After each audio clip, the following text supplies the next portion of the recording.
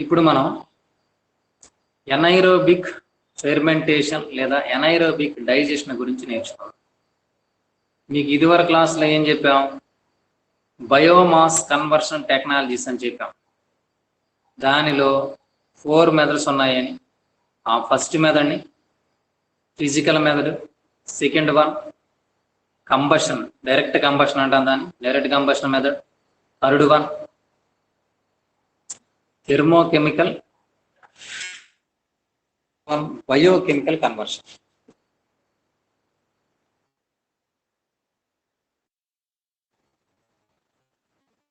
ఫోరింట్లో last ఉన్నటువంటిది biochemical conversion లో anaerobic digestion.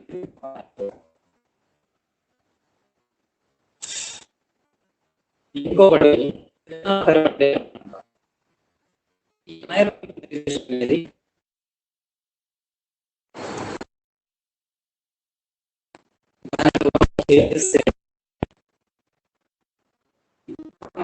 Biomass material అది ఏ విధంగా కన్వర్ట్ చేస్తుంది తెలుసుకున్నాం.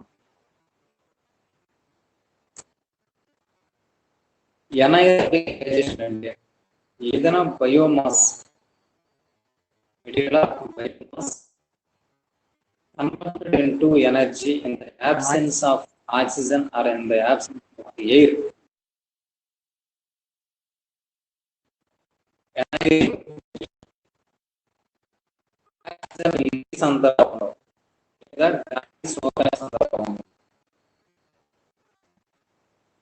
బయోమాస్ అనేది ఎనర్జీగా మారినట్లయితే దానిని ఎనైరోబిక్ డైజెషన్ అంటారు.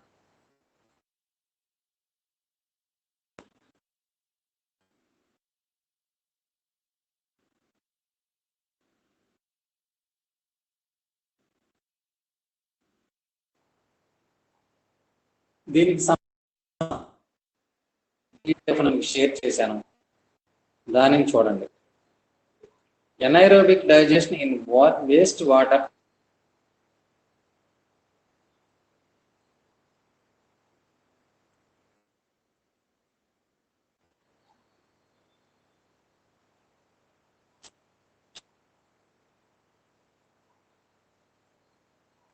Anaerobic digestion is a controlled process involving microbial decomposition of organic matter in the absence of energy. Oxygen. చెప్పాను కదా, ఆక్సిజన్ అబ్సెన్సీలో కంట్రోల్డ్ ప్రాసెస్లో microbial development of the microbiation of organic matter. Anaerobic digestion involves the process of decaying biodegradable material in the absence of any thermal electron acceptor like sulfate, nitrate, oxygen. ఈ పద్ధతిలో మెటీరియల్ని biodegradable చేస్తుంది, అంటే decay చేస్తుంది, తగ్గించేస్తుంది రోజు రోజు కొల్లబెట్టి. ఏది? Bacteria. Anaerobic digestion consists of a number of complex biochemical reactions carried out by several types of microorganisms that survive in oxygen-free condition.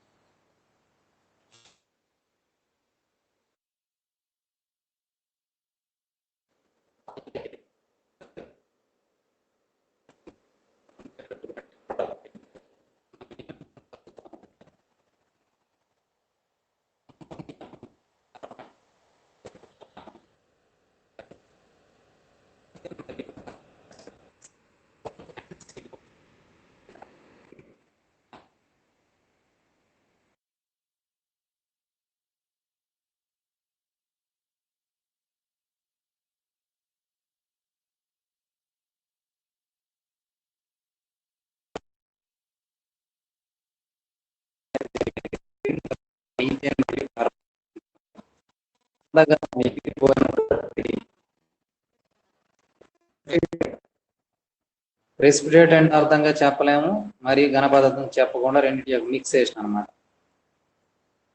ఈ డైజెస్టేట్ అని పిలుస్తారు. Digestate is a wet mixer of that can be separated into a solid and liquid. చెప్పాం కదా, digest state అంటేనే దానిలో రెండు ఫేజ్లు ఉంటాయి, water phase ఉంటుంది మరియు లిక్విడ్ ఫేజ్ రెండు కూడా ఉండడం జరుగుతుంది.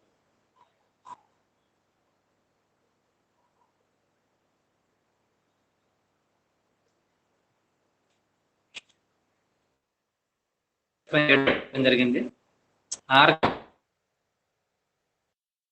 లోకి వెళ్ళిన తర్వాత బయోగ్యాస్ రిలీజ్ అని చూపించాము మనం పైన. ఇక్కడ బయోగ్యాస్, ఈ బయోగ్యాస్ వెళ్ళిపోగా మిగిలినటువంటి పదార్థం చేయడం. అయితే ఈ బయోగ్యాస్ ఏ విధంగా మనం వాడుకోవచ్చు?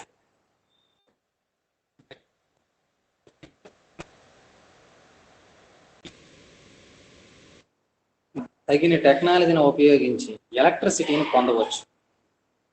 లేదా మిథనేషన్, ఈ ప్రాసెస్ ద్వారా గ్యాస్ గ్రిడ్ అంటే ఇక్కడ గ్యాస్ ని అక్కడ స్టోర్ చేసేటటువంటి ఒక పాయింట్ అన్నమాట. బయోమెథనేషన్ ద్వారా ఈ బయోగ్యాస్ ని గ్రిడ్కి పంపించుకోవచ్చు, లేదా ట్రాన్స్పోర్ట్ వెహికల్స్ కి ఫ్యూయల్ గా వాడుకోవచ్చు.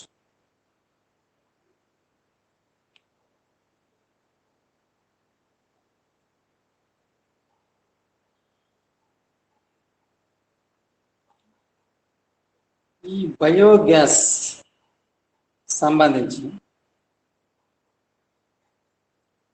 ఆ ప్లాంట్కి ఏమంటామంటే డైజెషన్ ప్లాంట్ అంటాం. దాన్ని బయోగ్యాస్ని ప్రొడ్యూస్ చేసినటువంటి ప్లాంట్కి డైజెషన్ ప్లాంట్ అంటాం.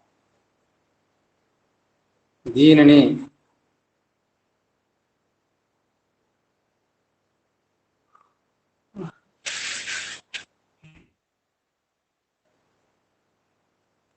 ముంబైలో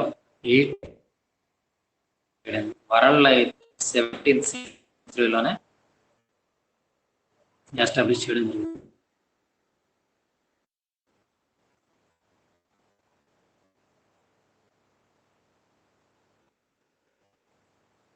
అయితే ఈ బయోగ్యాస్ దేని నుండి?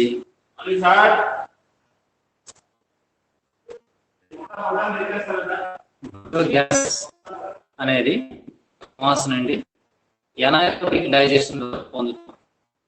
ఈ బయోగ్యాస్ ఉన్నటువంటి కాంపోజిషన్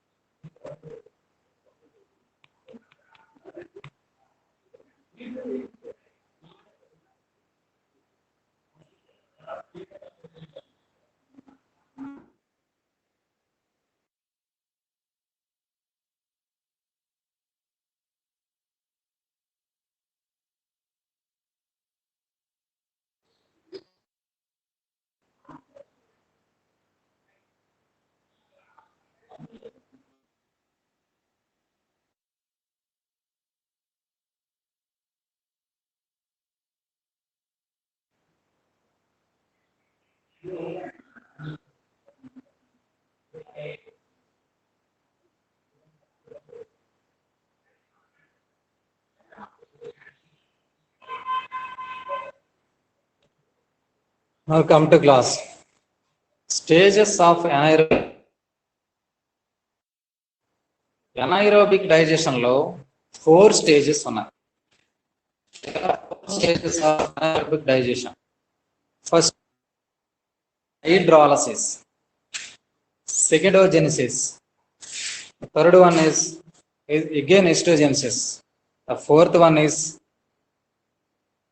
methanogenesis. అయితే ఇక్కడ మనకి ప్రాబ్లం అంతా 2 times ఎసిడోజెనిసిస్ ఎందుకు వచ్చింది? Second stage of process, third stage process కూడా ఎసిడోజెనిసిస్, ఫోర్త్ స్టేజ్ ది మీథనోజెనిసిస్. 1-2 స్థాయిలలో సారీ 2-3 స్థాయిలో ఎసిడోజెనిసిస్ ఎందుకు ఉంది? సాధారణ మెటీరియల్స్ అయినటువంటి బయోమాస్ ని హైడ్రాలసిస్ ప్రాసెస్ గురి చేయడం ద్వారా the complex organic, that is carbohydrates, proteins and lipids, is subjected to hydrolysis. It's converted into basic monomers. Basic monomers కి కన్వర్ట్ చేస్తుంది. ఇక్కడ బేసిక్ మోనోమర్స్ అంటే గుర్తుపెట్టుకోండి, monosaccharides, amino acid, long chain fatty acids, ఇవి basic monomers గా convert అయిపోతాయి. Second stage లో, first stage లో హైడ్రాలసిస్ అయిపోయింది. సెకండ్ స్టేజ్ లో ఏం జరుగుతుంది? ఎసిడోజెనిసిస్. ఎసిడోజెనిసిస్ ప్రాసెస్ కి ఈ బేసిక్ మోనోమర్స్ గురైనప్పుడు వాలటైల్ ఫ్యాటీ యాసిడ్స్ అనేవి ఏర్పడవచ్చు, లేదా ఎసిటేట్స్ ఏర్పడవచ్చు. ఎసిటేట్స్ ఏర్పడిపోతే మరలా ఇంకొక ఎసిడోజెనిసిస్ ప్రాసెస్ గురవ్వకుండా డైరెక్ట్ గా మీథనోజెనిసిస్ ప్రాసెస్ గురయ్యి మీథేన్ మరియు కార్బన్ డైఆక్సైడ్ గా మారిపోతుంది. అలా కాని సమక్షంలో ఇన్ అదర్ కేసెస్ ఈ బేసిక్ మోనోమర్స్ అనేవి ఎసిటేట్స్ గా కాకుండా, అంటే ఈ రూపంలో కాకుండా ఇలా మారిపోతాయి. వాలటైల్ ఫ్యాటీ యాసిడ్స్ అంటే, వాలటైల్ ఫ్యాటీ యాసిడ్స్ అంటే ఏంటి? ప్రొపియోనేట్, బ్యూటరేట్, వేలరైట్, ఇటువంటి యాసిడ్స్ గా మారిపోతే, వాలటైల్ ఫ్యాటీ యాసిడ్స్ గా మారిపోతే మరలా ఎసిడోజెనిసిస్ ప్రాసెస్ గురవలసి ఉంటుంది. అలా గురైనట్లయితే ఇప్పుడు ఎసిటేట్స్ ఏర్పడవచ్చు. దేని నుండి? వాలటైల్ ఫ్యాటీ యాసిడ్స్ నుండి ఎసిటేట్స్ ఏర్పడవచ్చు, లేదా కార్బన్ డైఆక్సైడ్ మరియు హైడ్రోజన్ రిలీజ్ కావచ్చు. ఎసిటేట్స్ ఏర్పడ్డాయి అంటే ఇక్కడ ఎర్ర మార్క్స్ తో చూపించండి చూడండి. ఇలా ఎసిటేట్స్ ఏర్పడ్డాయి అంటే మరలా మీథనోజెనిసిస్ ప్రాసెస్ గురవటం ద్వారా మీథేన్ మరియు కార్బన్ డైఆక్సైడ్ రిలీజ్ అవుతాయి. అలా కాకుండా వాలటైల్ ఫ్యాటీ యాసిడ్స్ నుండి హైడ్రోజన్ కార్బన్ డైఆక్సైడ్ గా మారిపోతే ఆ రెండింటి యొక్క కాంబినేషన్ ద్వారా మళ్ళీ O2 ప్లస్ H2 కాంబినేషన్ ద్వారా మీథేన్ మరియు కార్బన్ డైఆక్సైడ్ ఏర్పడుతుంది. These are the 4 stage involved in anaerobic digestion. దాన్ని ఇక్కడ డయాగ్రమాటికల్ గా కొంచెం అందంగా చూపించడం జరిగింది. కాంప్లెక్స్ ఆర్గానిక్ మ్యాటర్ అనేది హైడ్రాలసిస్ ప్రాసెస్ మొదలు జరుగుతుంది. నెక్స్ట్ సెకండ్ కేసులో acidogenesis, next third the acetogenesis, fourth stage methanogenesis. ఇలా 4 స్టేజెస్ అనేవి ఉండటం జరుగుతుంది. దీన్ని ఒకసారి ఇక్కడ చూడండి. ఇక్కడ బయోమాస్ అని ఇక్కడ ఇచ్చాడు. Role of microbes in anaerobic digestion ఇవ్వడం జరిగింది. బయోమాస్ అని చెప్పేసి చెప్పడం జరిగింది. ఇక్కడ బయోమాస్ అని కాదు, బయోమాస్ను హైడ్రాలసిస్ గురి చేసిన తర్వాత రండి ఇక్కడ స్టెప్స్ రాయబడ్డాయి. ఇది మీరు గుర్తు పెట్టుకున్నట్లయితే ఈజీగా ఓన్ వర్డ్స్ లో ఎక్స్ప్లెయిన్ చేయగలుగుతారు రేపు ఎగ్జామ్స్ లో. ఇక్కడ బయోమాస్ అన్నారు చూడండి స్టార్టింగ్ లో, ఇది బయోమాస్ అనకుండా బయోమాస్ కాకపోతే మోనోసాకరైడ్స్ స్టేజ్ ప్రాసెస్ అయిపోయిన తర్వాత ఇక్కడ ఈ డయాగ్రామ్ లో చూపించడం జరుగుతుంది. కాంప్లెక్స్ మోనోమర్స్ హైడ్రాలసిస్ గురవడం మోనోసాకరైడ్స్ కన్వర్ట్ అవుతాయి. బయోమా.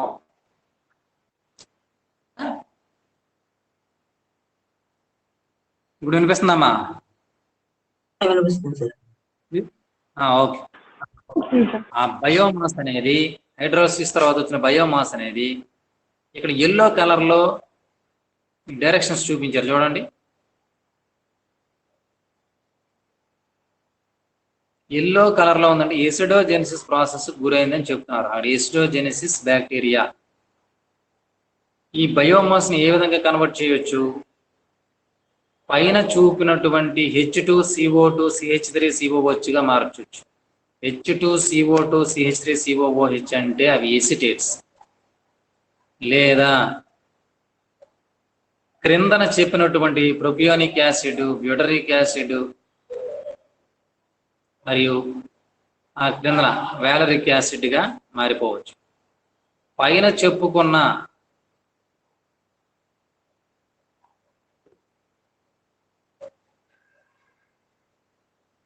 ఎసిటిక్ యాసిడ్ గా మారితే, లేదా ఎసిటిక్ యాసిడ్ అనకూడదు, అక్కడ ఎసిటేట్స్ అంటాం. ఎసిటేట్స్ అనేవి మరలా మీథనోజెనిసిస్. చూడండి ఇక్కడ బ్లూ కలర్ ఏరో మార్క్స్ ఉన్నాయి. బ్లూ కలర్ దేంతో తెలియజేస్తున్నాము? మీథనోజెనిసిస్ బ్యాక్టీరియా, లేదా మీథనోజెనిక్ బ్యాక్టీరియా. ఈ బ్యాక్టీరియా వలన బయోగ్యాస్ గా కన్వర్ట్ అయిపోతుంది. ఇది కాకుండా ఇంకొకటి జరగడానికి ఛాన్స్ ఉందని చెప్తున్నారు. అవేంటి?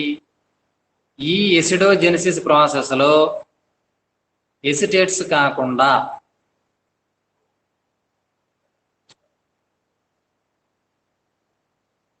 Propionic acid, butyric acid, valeric acid అంటే వ్యాలటైల్ ఫ్యాటీ యాసిడ్స్ గా ఏర్పడితే ఎసిటేట్స్ కు బదులుగా మరలా అది ఎసిడోజెనిసిక్ బ్యాక్టీరియా గురైన తర్వాత మాత్రమే ఎసిటేట్స్ గా మారుతుంది. దీనిని బట్టి మనం ఒక విషయం చెప్పొచ్చు. హైడ్రోలిసిస్ అయిన తర్వాత ఎసిడోజెనిసిస్ ప్రాసెస్ 2 times జరగాల, 1 time జరగాల అనేది దేని మీద డిపెండ్ అవుతుందంటే ఎసిటేట్స్ ఏర్పడటం పైన.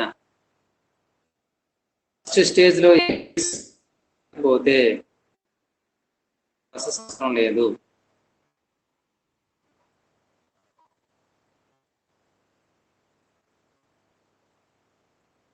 అయితే ఇక్కడ ఎసిటేట్స్ ఏర్పడ్డాయి అంటే జెనిక్ స్టేజ్ లో ఎసిటేట్స్ ఏర్పడితే నెక్స్ట్ మీథనోజెనిసిస్ ప్రాసెస్ ద్వారా బయోగ్యాస్. అలా కాకుండా వాలటైల్ ఫ్యాటీ యాసిడ్స్ గా ఏర్పడితే మరలా ఎసిడోజెనిక్ ప్రాసెస్ ద్వారా ఏర్పడి అప్పుడు మీథనోజెనిసిస్ ప్రాసెస్ గురై బయోగ్యాస్ రిలీజ్ చేయడం జరుగుతుంది.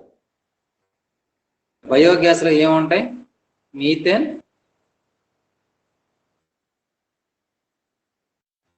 And carbon dioxide, CO2. ఈ రెండు మేజర్ గా ఉంటాయి. హైడ్రోజన్ సల్ఫైడ్ అంటే మనం చెక్ చేస్తే ఉన్నాయని చెప్పి విషయం మాత్రం తెలుస్తుంది మనకు.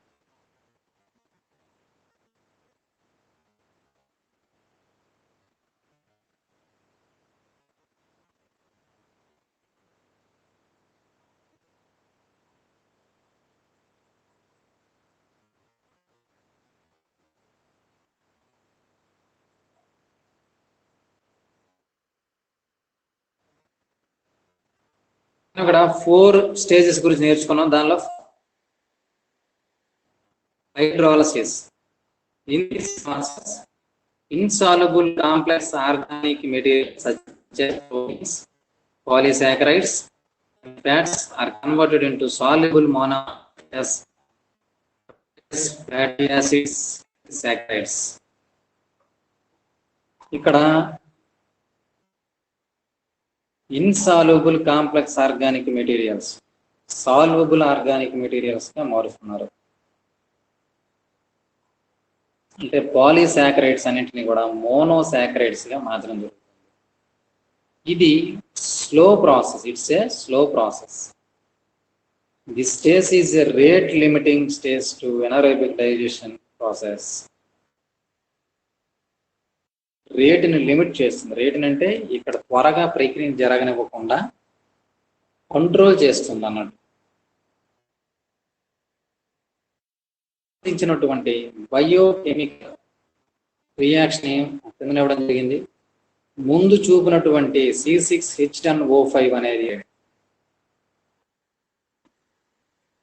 చూస్తున్న దాంట్లో 2 మోనోసాకరైడ్స్ ఉంటాయి అన్నమాట. అది హైడ్రాలసిస్ గురవడం ద్వారా, హైడ్రాలసిస్ అంటే హైడ్రో అంటే నీరు,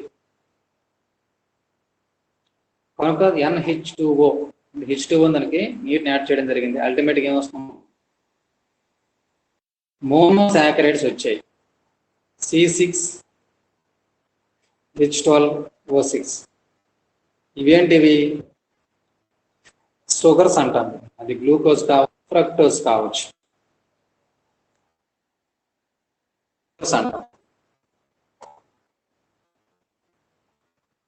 హైడ్రాలసిస్ ప్రాసెస్ లో పాలీసాకరైడ్స్ అనేవి మోనోసాకరైడ్స్ గా మారి. రెండవది ఎసిడోజెనిసిస్ ప్రాసెస్. దీనిలో hybridized products are converted into simple molecules with a low molecular weight as the volatile fatty acids. That means acetic acid, propionic acid, butyric acid, valeric acid, and in isovaleric acid. ఇవన్నీ volatile fatty acids. ఇవి కాకుండా alcohol, aldehydes, certain gases like CO, ammonia, hydrogen. ఇక్కడ volatile fatty acids అనేవి low molecular weight on simple molecules like, ఒక విషయం, ఇక్కడ complex hybridized products అనేవి volatile fatty acids గా మారిపోతాయి, లేదా butyric acid, valeric acid, isovaleric acid, alcohols, aldehydes గా మారిపోతాయి. This by diverse group which are capable of the pH inside the digester is 4.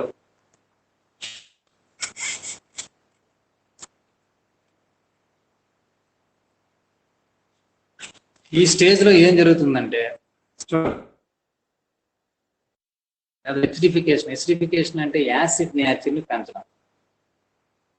Material లేదా ఒక సాల్వెంట్, ఒక సొల్యూషన్ కి యాసిడ్ నేచర్ ఎంత ఉంది, బేస్ నేచర్ ఎంత ఉందని తెలియజేసేదాన్ని ఏమంటామంటే మనం ఆ మాన్ని లేదా స్కేల్ ని ఏమిస్తామంటే pH స్కేల్ అంటాం. మీకు అందరూ తెలిసే pH స్కేల్ అనేది 0 నుండి అది 4 స్కేల్. ఏదైనా ఒక సొల్యూషన్ లేదా ఒక సాల్వెంట్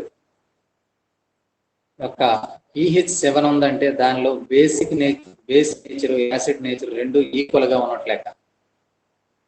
7 కంటే తక్కువ చూపించినట్లయితే యాసిడ్ నేచర్ ఉన్నట్టు pH వాల్యూ, 7 కంటే ఎక్కువ చూపించినట్లయితే బేస్ నేచర్ ఉన్నట్లుగాను చెప్పవచ్చు.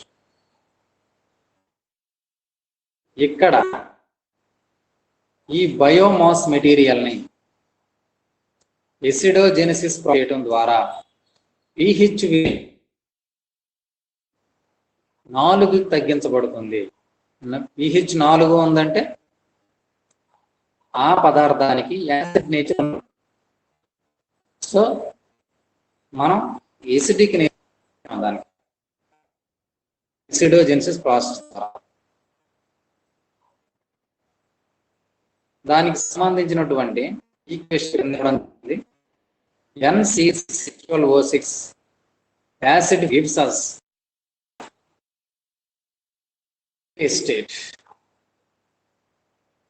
methyl acetate or acetic acid. ఇక్కడ C6H12O6 అనేవి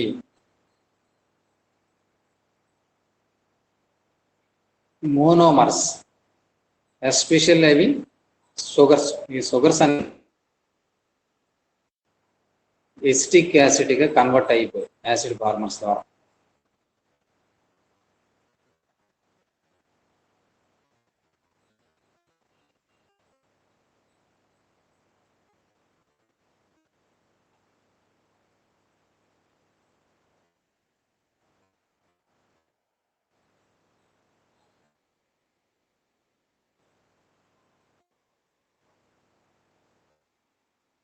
acidogenesis process. Acidogenesis process. In this process, the product of acidogenic states are converted into acetates.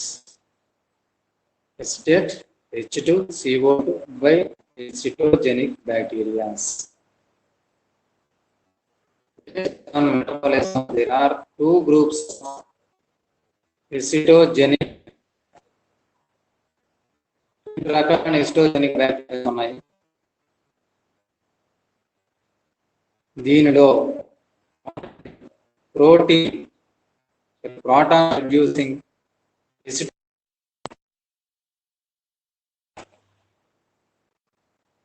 రెండవది acetate oxidation bacteria are homo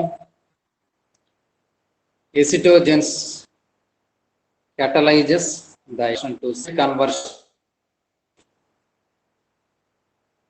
ఇలా two types of bacteria ఉంటుంది.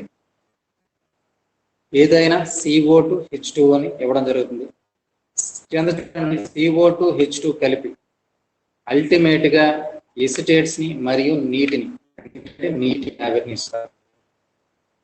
Acetate మరియు నీటి ఆవిరి. అటువంటి ఈ ఎసిటేట్సే తదుపరి మీథేన్ మరియు కార్బన్ డైఆక్సైడ్ గా కన్వర్ట్ అయిపోతాయి.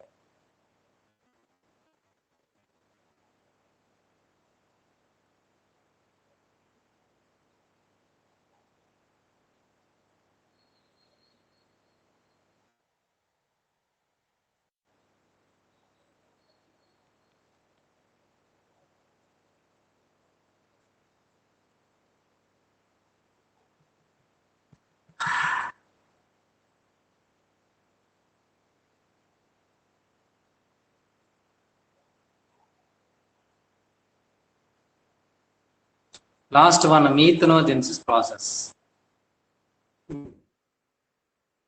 క్లియర్గా చెప్పడం జరిగింది. ఈ ఎసిడోసిస్ అయిపోయిన తర్వాత మీథనోజెన్సిస్ ప్రాసెస్ అనేది మీథేన్ ప్రొడ్యూస్ చేస్తుంది.